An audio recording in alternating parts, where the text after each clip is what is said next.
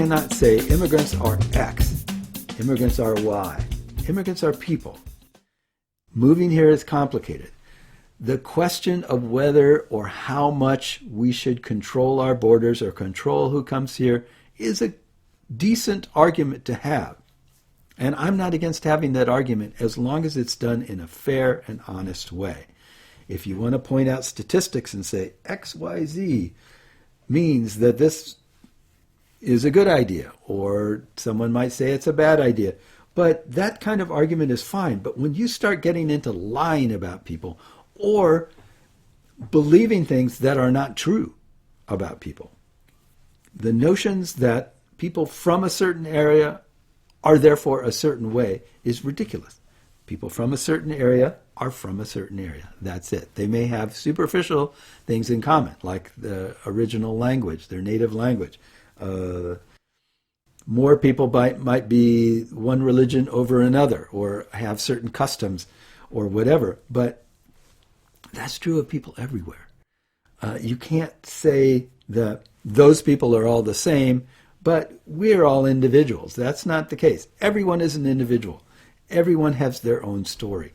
So immigration law needs to be constructed around things that are not based on superstition, like this stuff, on personal biases, on racism, bigotry, xenophobia, whatever these things are. You can't be a white nationalist and have realistic views about the other because you've already stated that, you know, your belief system is based on this notion that you're superior. So this is a huge problem. It's a huge problem, and it needs to be addressed. And I don't know. It will hopefully be addressed 1 year from now when the election happens. But we're going to be trying to fix the mess that has been created for a long time to come. And in the meantime, a lot of lives have been damaged and a lot of people have been hurt, and that some of that can't be fixed. So the sooner we do something about this, the better. End of rant.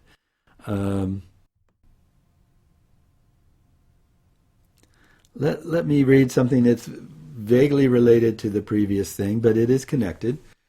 This is entitled "The Troubling History of How America's Public Charge Immigration Rule Blocked Jews Fleeing Nazi Germany." We touched on this in the last article, but just barely. So this reads as follows. Congress had long ago established annual immigration quotas that discriminated against certain national origins. But White House officials considered even those quotas to be too generous. They brandished an obscure provision of immigration law that excluded visa applicants likely to become public charges. A new and stricter interpretation of the public charge provision could effectively reduce the quotas by as much as 90%. Advocates for immigration denounced the move as bad policy and as an overreach of executive authority, but most Americans seem too preoccupied with their own problems to demand a change. The president who announced this policy was not Donald Trump, but Herbert Hoover in 1930, after the start of the Great Depression. Hitler would come to power less than 3 years later. Raymond Geist, U.S. consul in Berlin, charged with applying immigration policy in Germany during much of the 1930s, saw firsthand the destruction the policy caused.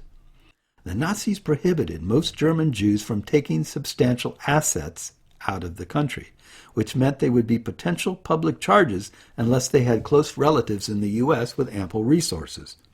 As a result, American consuls rejected the application of tens of thousands of people who could have made fine American citizens, thus trapping them in the escalating Nazi persecution. In 1933, in the first term of Franklin Roosevelt's presidency, his administration considered changing the public charge clause to allow for the entry of more refugees from Germany. At the time, the United States did not distinguish between immigrants and refugees, nor was there any such thing as political asylum. But immigration was a sensitive issue with the public and Congress, and Jewish immigration particularly so. Some of Roosevelt's critics called the New Deal the Jew Deal. There were State Department officials who thought American Jewish protests against Nazi persecution were exaggerated and artificial, part of a Jewish scheme to ease American barriers to increased immigration. Doesn't this sound all familiar to you? Responding to criticism from liberal forces inside and outside the administration, in July 1933, the State Department instructed consuls abroad that they should deny visas only to individuals who would probably become public charges. But it also signaled that they should still keep immigration down, and over the next year the total from Germany rose only slightly. More than 80% of the German quota remained unused. But on the ground in Germany, as I learned while researching my book, The Berlin Mission, American Consul Raymond Geist tried at times to loosen these constraints. He made it known that American families could adopt German Jewish children, thus ensuring that these families' resources would keep such rescued children from becoming public burdens. Geist himself shepherded a program that by 1938 had brought approximately 350 German Jewish children to the U.S. When the U.S. economy began to recover from the Depression, Geist suggested that visa applicants who were on an active waiting list should be notified that they could now formally apply for immigration visas, though most of them would have been able to obtain jobs in America. The State Department rejected his suggestion. Geist also quietly worked with David Glick, an emissary of the Warburg family and the American Jewish Joint Distribution Committee, to increase German Jewish immigration to the U.S. and other countries. After FDR's 1936 re-election landslide, officials in Washington did recalibrate immigration policy, after making it known that some consuls had been too strict in their use of the public charge. In January 1937, Geist's former boss and patron George Messersmith, now promoted to Assistant Secretary of State, wrote a new visa instruction to consuls in Europe telling them they should not reject applicants based on the mere possibility that they might become public charges. The State Department now took a more generous view of German Jewish applicants for visas, some of whom had affidavits of financial support from distant relatives or friends in the U.S. The result was a sudden increase in immigration from Germany to about 50% of the quota. By the middle of 1938, the monthly quotas were filled. But by that time, Nazi Germany had absorbed Austria and much of what had been Czechoslovakia, creating an enormous refugee crisis. The once substantial annual quota for German immigration of 27,370, Germany plus Austria, now seemed paltry given a waiting list of several 100,000 visa applicants, the vast majority of whom were Jews. The public charge provisions was no longer the main obstacle to their immigration. The quota limit was. Congress and the American public were in no mood to breach the quotas. A November 1938 poll taken immediately after Kristallnacht showed that 71% of Americans opposed entrance into their country of a large number of German exiles, while only 21% supported it. A few months later, 66% of a sample opposed, bringing 10,000 refugee children to the U.S. beyond what was permitted by the quota. Only 26% supported it. The U.S. Holocaust Memorial Museum today displays this polling data in its impressive Americans and the Holocaust exhibition. Given these attitudes towards immigration, a bill that would allow 10,000 children from Germany into the U.S. outside the quota for 2 successive years went nowhere in Congress. Eleanor Roosevelt supported it, but in vain. And I should take a step back. I'm sure most of you know this, but Kristallnacht was the date when the Nazis went around attacking Jewish properties, shops in particular, businesses, breaking glass, hence the name Kristallnacht. Nacht is night. Kristall, I believe, is glass or something similar. Anyway, it refers to the broken glass that night. And even after this terrorist act by the Nazis against the Jewish people in Germany, still 71% of Americans opposed a larger number of German exiles coming to America. And that should tell you something huge about how swayable people are in their prejudices and in their fear of the other and fear of strangers coming into their midst. It's a horrible thing. Even knowing this, knowing that this was going on and seeing it, well, not on television, obviously, but in newspapers and on radio, they still, 71% opposed it. That is amazing to me. It's hard to even comprehend, but it's true. And this is history here. And we have similar things going on right now, so be aware of it. The nearly full use of the German-Austrian immigration quota lasted for roughly 2 years. In mid-1940, a new obstacle arose. After the rapid German conquest of France, pervasive concerns about American security fostered a fearful and resentful climate of opinion. Robert Pohl, in June 1940, found that only 2.7% of Americans thought the government was doing enough to counteract a Nazi fifth column operating in the U.S. German Jews were not immune from these suspicions. Some Americans thought Jews could be coerced into spying for Germany based on threats to their relatives in Germany. Others, including a former Undersecretary of State, thought that inherent Jewish greed might lead refugees and immigrants to work for the Nazi cause. By mid-1941, the State Department instructed consuls to deny visas to applicants who had relatives living in the totalitarian countries of Germany, the Soviet Union, and Italy. And then Congress passed a bill directing consuls abroad to refuse a visa to any alien who might endanger public safety. The quotas once again went unfilled. Nazi Germany dealt unilaterally with its imagined worldwide Jewish conspiracy through mass executions and deportations to ghettos and extermination camps. From October 1941 on, it formally blocked the legal emigration of Jews from its territories, and it called on allies and satellite countries to turn over their Jews. Most German Jews who made it through the difficult security screening in the U.S. came from neutral countries. Only in January 1944 did the Roosevelt administration, responding to some criticism and internal pressures, change course again, establishing a war refugee board to try to save the lives of civilian victims of Nazi persecution. The board helped tens of thousands of Jews survive in Europe in the last 16 months of the war. During this entire tragic period, the basic immigration laws and the national origins quotas never changed, but the actual level of immigration fluctuated greatly. The belated recognition that the United States might have done more to save the lives of Jews and other victims of Nazi persecution before and during the Holocaust contributed to the passage of the National Refugee Act in 1980, not until 1980, giving refugees a special status within U.S. immigration limits. Now the Trump administration seems to be reconsidering that idea, showing once again just how much the executive branch can reduce immigration without having to go through Congress.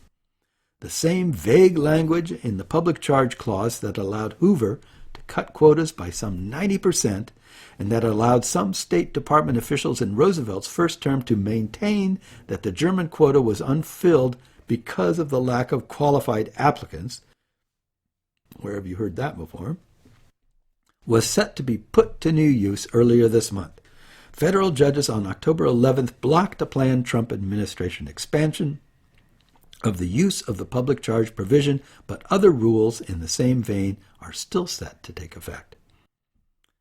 In his defense of the blocked policy, U.S. Citizenship and Immigration Services Acting Director Ken Cuccinelli made the point that the public charge regulations was a long-held existing law.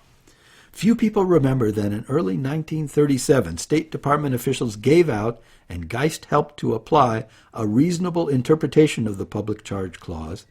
Consuls should not reject applicants who might possibly become public charges, only those who would probably become public charges. Perhaps the courts today will agree. Now this is a big article, and it's serious. This is history. And you can see in hindsight it seems ridiculous. You're like, oh, how can people, knowing, what the Germans were doing to the Jews, how could people turn them away? There's no reason for that.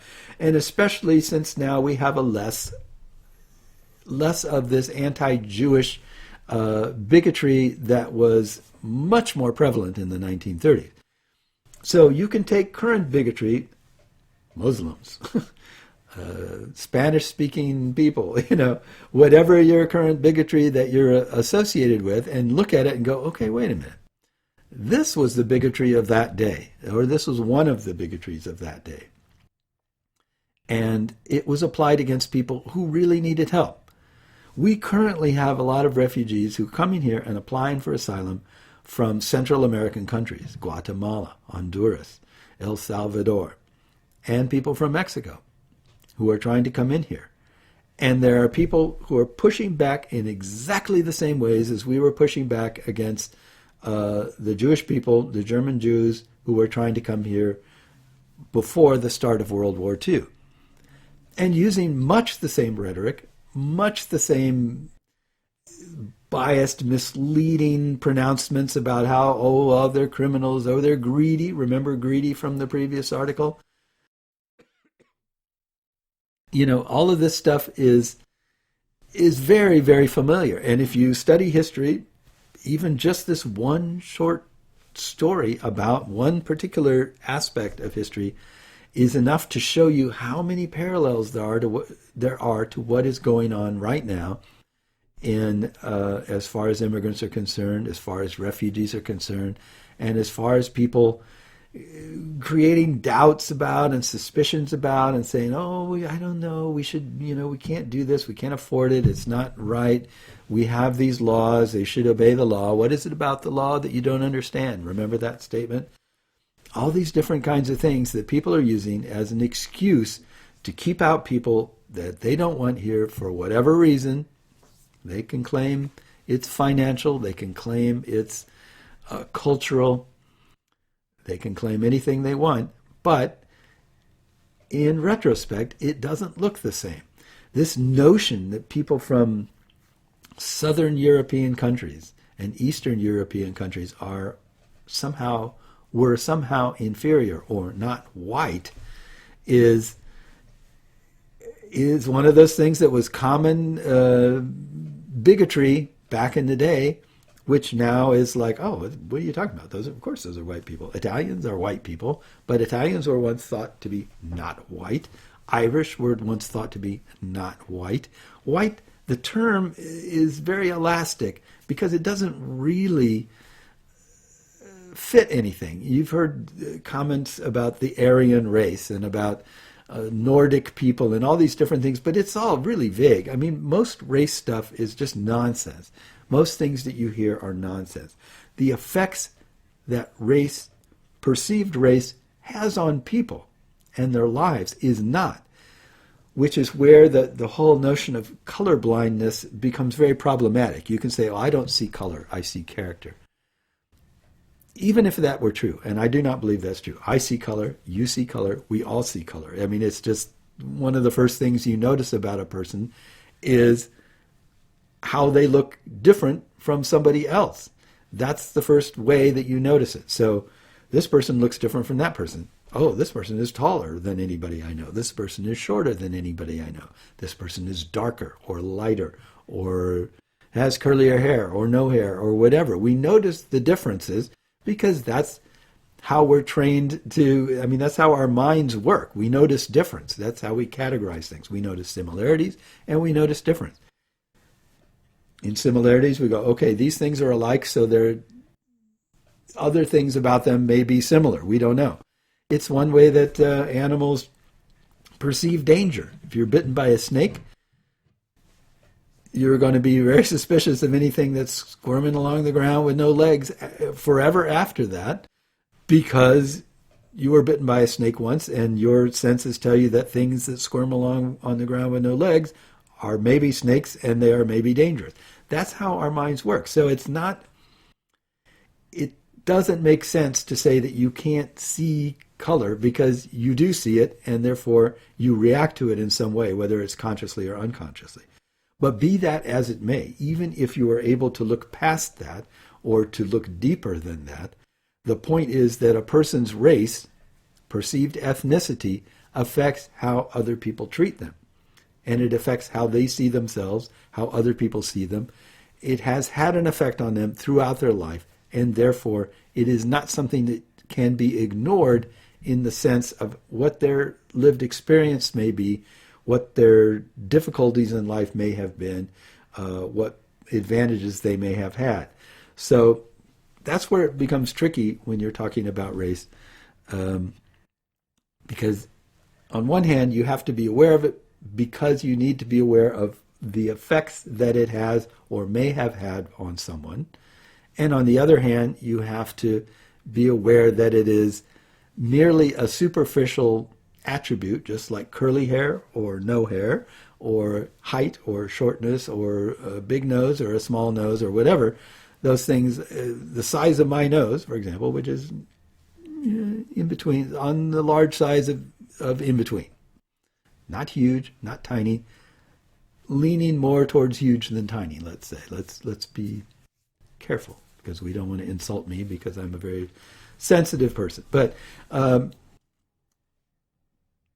doesn't say much of anything about me, except that in my life I have never experienced anyone saying, "Oh, what a cute button nose he's got," things like that. But these things have an effect on you. They are part of your lived experience, and therefore they are something that you need to be aware of. But they don't tell you anything about who I am inside. They just tell you a little bit about how I have lived, or how I may be perceived by others. Okay, so that's just a long random rant. Anyway, one more quickie story. I'm going to have to go here. And this is just, there's not much to this story, but it shows the effects of all this stuff. You hear Stephen Miller, you hear all these magazines, these white supremacist things, you hear Trump making these ridiculous statements about immigrants, and this stuff has an effect on people on the ground every day. This article is entitled, "Stranger Accused of Punching Woman After Demanding to Know Her Immigration Status." Why would you do that? Let's find out. A 27-year-old Renton man, this is from Bellevue, Washington, was charged with second-degree assault in King County Superior Court after prosecutors said he punched a woman in Bellevue. The assault is alleged to have happened around 2 a.m. on November 10th. In charging documents, prosecutors said Akmal Gabdulkavov, Akmal Gabdulkavov, I hope I'm pronouncing that correctly, approached the woman and began questioning her about her ethnicity and naturalization status.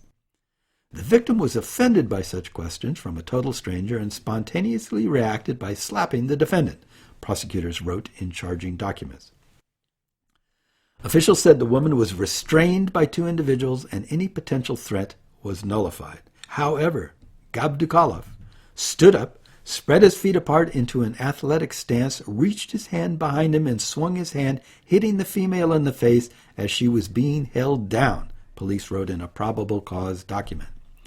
Prosecutors said the woman was treated at a local hospital and suffered 3 fractures to her nose. When police arrived on the scene, they said Gabdulkavov initially denied making any harassing statements before later admitting it. The defendant also stated that maybe next time she'll think twice before hitting a man, prosecutors said. Gabdulkavov was later booked into the King County Jail, where he remains in lieu of $75,000 bail. Prosecutors said that despite Gabdulkavov's lack of criminal history, he poses a danger to our community in their request for $75,000 bail.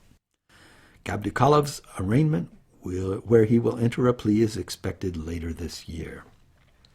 Okay, so this is not a definitive statement about anything, but it just goes to show, why would you be talking to someone about their ethnicity and their naturalization status? What does that have to do with anything? Anything at all. But It had something to do with him, and he felt strongly enough about it to just go up to a random stranger and start giving her a hard time about it. Should she have slapped him? Probably not.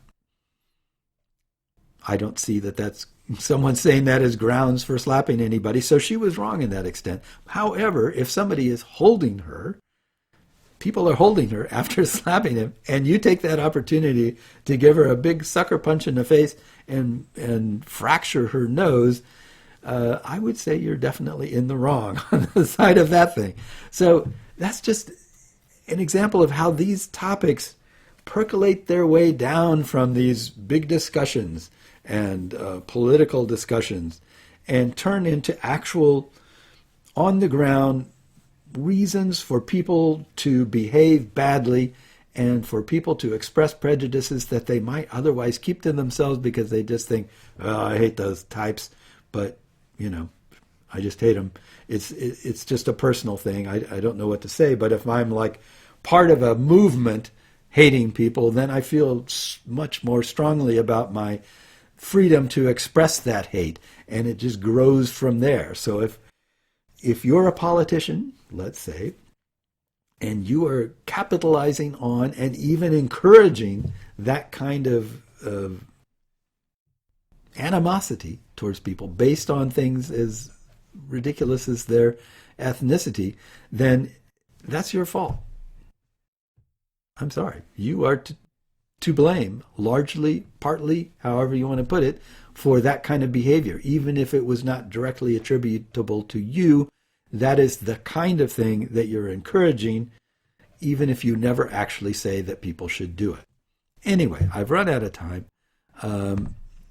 I appreciate your joining us here for CU Immigration, usually on WRFU-LP, but this time just on UPTV and or YouTube. We're on YouTube all the time. You can find us there. It's a tricky topic. It's hard for us to talk about here in Champaign because really Illinois generally and Champaign specifically are pretty good places. There's not a lot of anti-immigrant stuff going on here. We've got generally goodish laws in place, and things are okay in this part of the country, but they're not okay in some places, and they're really, really not okay in Washington right now in the halls of power. And that has a huge effect on people's lives, and it is hurting a lot of people right now. And so I urge you, at least, if you do nothing else, you don't go out and carry signs, you don't write letters to your congressman, you don't do any of that stuff. At least when you have a chance to vote, vote. And when you have a chance to vote for someone who will have realistic, first of all, who's just honest about the topic and who has realistic plans and expectations about it, vote for them. That's all I can tell you. I'm going to be harping a lot on voting between now and next November because it is really, really important that we do something to change the way our system is functioning, because it is wrong, it is cruel, it is hurtful, and it is self-destructive in the long run, and we need to do something about it. Anyway, I thank you for joining me once again. This is CU Immigration. My name is Mr. Garza, and I'm happy to talk to you, and we'll see you next time. Bye-bye.